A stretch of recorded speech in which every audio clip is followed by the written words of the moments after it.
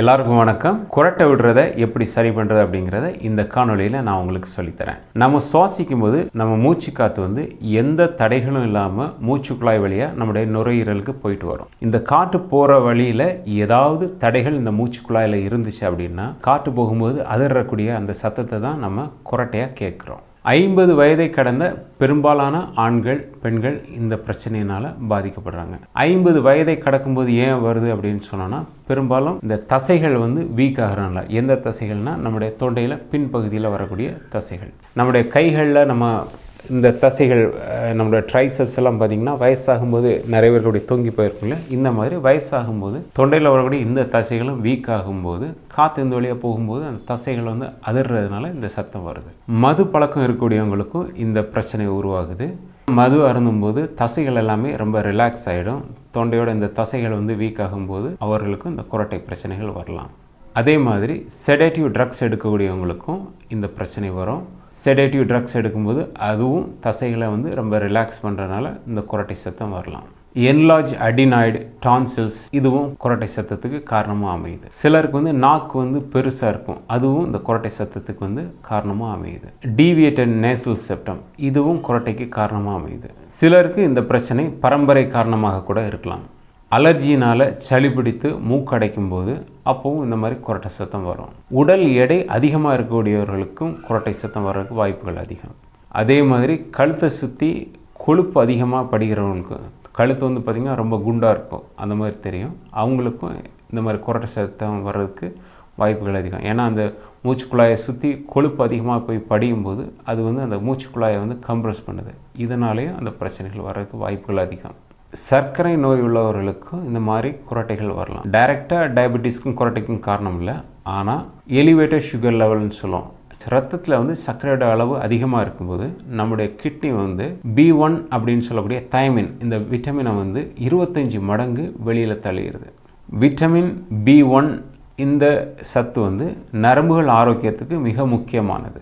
இந்த சத்து குறையும் போது வந்து நரம்பு மண்டலம் பாதிக்கப்படலாம். நம்முடைய தொண்டைக்கு பின்னாடி வரக்கூடிய தசைகளை கண்ட்ரோல் பண்ணக்கூடியது வந்து கிரேனியல் நர்வ் 9 and 10 சொல்லுவாங்க, கிளாசோஃபரிஞ்சியல் நர்வ் அண்ட் வேகஸ் நர்வ். இந்த நரம்புகள் வந்து பாதிக்கப்படும் போது, அதாவது விட்டமின் B1 குறைவினால் பாதிக்கப்படும் போது இந்த தசைகள் தளர்ந்து அதனால் கூட குரட்டை சத்தம் வரலாம். விட்டமின் D டெஃபிஷியன்சினால் கூட குரட்டைகள் வரலாம். வாயில் சுவாசிக்கிறவங்களுக்கும் இந்த பிரச்சனைகள் வரும். ஏன்னா வாயில் நீங்கள் சுவாசிக்கும் போது உங்களுடைய தொண்டையில் இருக்கக்கூடிய தசைகளை வந்து ரொம்பவே ட்ரை ஆக்கிடும். நாளடைவில் இந்த தசைகள் வீக் ஆகிறதுக்கு வாய்ப்பு இருக்குது. நம்முடைய உள்நாக்கு இவ்யூலான்னு சொல்லக்கூடியது பெருசாக இருக்கிறதுனால கூட குரட்டை சத்தம் வரலாம். குரட்டை விடுறவங்களுக்கு ஸ்லீப் ஆப்னியான்னு சொல்லக்கூடிய தூக்கத்தில் மூச்சு திணறல் கூட வர்றதுக்கு வாய்ப்புகள் அதிகம். இப்போது குரட்டை விடுறதுக்குரிய நிறைய காரணங்களை நம்ம பார்த்தோம். அடுத்தது இதை சரி செய்யக்கூடிய சில பயிற்சிகளையும் அக்குபஞ்சர் சிகிச்சை முறைகளையும் நான் உங்களுக்கு சொல்லித்தரேன். முதல்ல நாக்கு மற்றும் தொண்டை சுற்றி இருக்கக்கூடிய தசைகளை வலுப்படுத்தக்கூடிய சில பயிற்சிகளை சொல்லித்தரேன். கவனமாக பார்த்து அதே மாதிரி நீங்கள் பண்ணுங்கள். முதல் பயிற்சி நாக்கை வெளியில் நீட்டுறது. பார்த்துங்க, உங்களால் எவ்வளோ தூரம் நாக்கை வெளியில் நீட்ட முடியுமோ அந்த மாதிரி நீட்டி வெளியில் வச்சுக்கோங்க. இந்த மாதிரி 5லேருந்து 10 செகண்ட்ஸ் வெளியில் அப்படியே ஹோல்ட் பண்ணிக்கோங்க. இந்த பயிற்சியை வந்து ஒரு 10 முறை பண்ணுங்கள். அடுத்த பயிற்சி வந்து நாக்கை வந்து மேல் அன்னத்தில் வச்சு தள்ளணும். சரியா? இந்த மாதிரி நாக்கு வந்து மேல் அன்னத்தில் ஒரு 5லேருந்து 10 வினாடிகள் அந்த மாதிரி வச்சு அழுத்துங்க. இதுவும் ஒரு 10 முறை பண்ணுங்கள். அடுத்த பயிற்சி வந்து நாக்கை கீழே தள்ளுறது. கீழேனா உங்களை கீழ் பல்லுக்கு முன்பக்கமாக இந்த மாதிரி கீழே தள்ளுறது. இந்த மாதிரியும் ஒரு 5லேருந்து 10 செகண்ட்ஸ் வந்து அப்படியே ஹோல்ட் பண்ணிக்கோங்க. ஹோல்ட் பண்ணிவிட்டு ரிலாக்ஸ் பண்ணிக்கோங்க. இந்த பயிற்சியும் 10 முறை பண்ணுங்கள். அடுத்த பயிற்சி நாக்கு வந்து நம்முடைய கன்னத்தோட சைடில் தள்ளுறது. இப்போ இடது பக்கம் கன்னத்தில் தள்ளி காமிக்கிறேன். தள்ளும்போது என்ன பண்ணணும்னா நம்ம வெளிப்பக்கமாக ஒரு சின்ன ரெசிஸ்டன்ஸ் கொடுத்தோம் அப்படின்னா ஒரு ஸ்ட்ரெங்தனிங் எக்ஸசைஸாக இது வேலை செய்யும். பார்த்துக்கோங்க.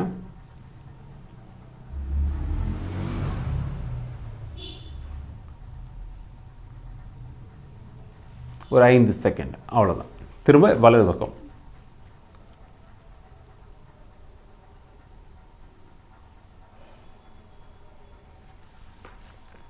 இந்த மாதிரி 2 பக்கமும் 10 முறை பண்ணுங்கள். அடுத்த பயிற்சி, ஒரு ஸ்பூன் எடுத்து உங்களை நாக்கை நான் எப்படி சொல்கிறேனோ அதே மாதிரி வச்சு தள்ளுங்க. சரியா? வாய் திறந்து இந்த மாதிரி ஸ்பூனை முன்னாடி வச்சுக்கோங்க. ஒரு ரெசிஸ்டன்ஸ் கொடுக்குறதுக்காக இந்த ஸ்பூனை யூஸ் பண்ணுறோம். முன்னாடி தள்ளுறேன். சரியா? இதை சைடில் காமிக்கிறேன், பார்த்துக்கோங்க.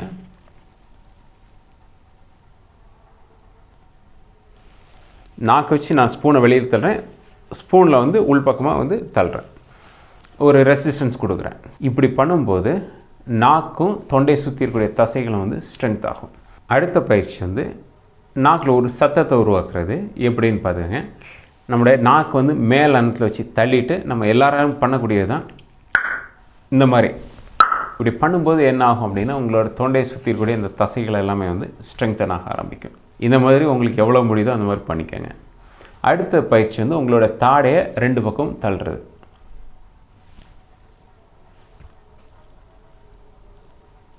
இந்த மாதிரி நீங்கள் ஒவ்வொரு சைடில் தள்ளும் போதும் 1-2 செகண்ட் வந்து அப்படி ஹோல்ட் பண்ணிவிட்டு அடுத்து ஆப்போசிட் சைடில் தள்ளிக்கலாம். இந்த மாதிரியும் உங்களுக்கு எவ்வளோ முடியுதோ அந்தளவுக்கு பண்ணிக்கோங்க. அடுத்தது வந்து ஒரு ப்ரீத்திங் எக்ஸசைஸ். நீங்கள் என்ன பண்ணிங்கன்னா, மூக்கோட ஒரு நாஸ்ட்ரில்ஸ் வழியாக மூச்சை இழுத்து இன்னொரு நாஸ்ட்ரில்ஸ் வழியாக வெளியில் விடணும்.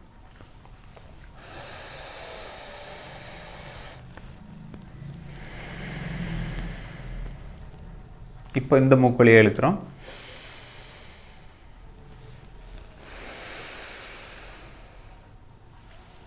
இந்த மாதிரி பயிற்சி பண்ணுங்கள். இதுவும் உங்களால் எவ்வளோ பண்ண முடியுதோ அந்த அளவுக்கு பண்ணுங்கள். இப்போ சொல்லி தந்த இந்த பயிற்சிகளை வந்து தினமும் காலையிலையும் சாயங்காலம் 2 வேளை பண்ணுங்கள்.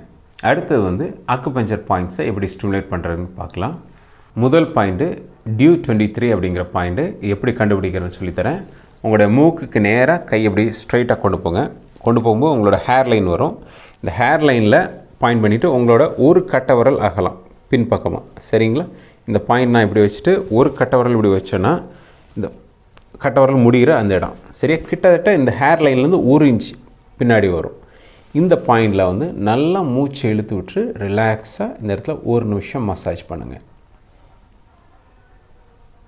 அடுத்த பாயிண்ட் வந்து பெண்கள் வந்து பொட்டு வைக்கக்கூடிய இந்த பாயிண்ட், இந்த இடத்துல அதே மாதிரி 1 நிமிடம் நல்லா மூச்சை இழுத்து விட்டு இந்த இடத்துலையும் அதே மாதிரி மசாஜ் பண்ணுங்கள். அடுத்த பாயிண்ட் வந்து LI 20, உங்களுடைய மூக்கோட இந்த ஓரத்தில் இந்த இடம், இந்த இடத்துலையும் அதே மாதிரி மூச்சு ரிலாக்ஸாக விட்டு 1 நிமிஷம் இந்த இடத்துல மசாஜ் பண்ணுங்கள். அடுத்த பாயிண்ட் வந்து REN 23ங்கிற பாயிண்ட்டு, நம்முடைய தாடைக்கும் நம்முடைய ஆடம்ஸ் ஆப்பிள் நம்முடைய சங்குன்னு சொல்லுவோம் இல்லையா, இந்த 2க்கும் சென்டர் பாயிண்ட்டு இந்த இடத்துல அதே மாதிரி ஒரு நிமிஷம் மசாஜ் பண்ணுங்கள். அடுத்த பாயிண்ட் வந்து REN 22, இந்த தொண்டைக்குழியில் வரும். தொண்டைக்குழியிலையும் அதே மாதிரி ஒரு மீடியம் ப்ரெஷர் மட்டும் கொடுத்திங்கன்னா போதும், ரொம்பலாம் அழுத்தக்கூடாது இந்த இடத்துலலாம்.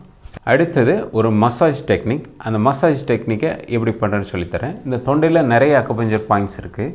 இந்த அக்குபஞ்சர் பாயிண்ட்ஸ் எல்லாம் நான் சொன்னேன்னா உங்களுக்கு அதை கண்டுபிடிச்சி ஸ்டிமுலேட் பண்ணுறது சிரமம். அதனால் இந்த மசாஜ் டெக்னிக் மூலமாக நீங்கள் அந்த பாயிண்ட்ஸ் எல்லாமே கவர் பண்ணுவீங்க. எப்படி பண்ணுறது அப்படிங்கிற பார்க்கலாம்.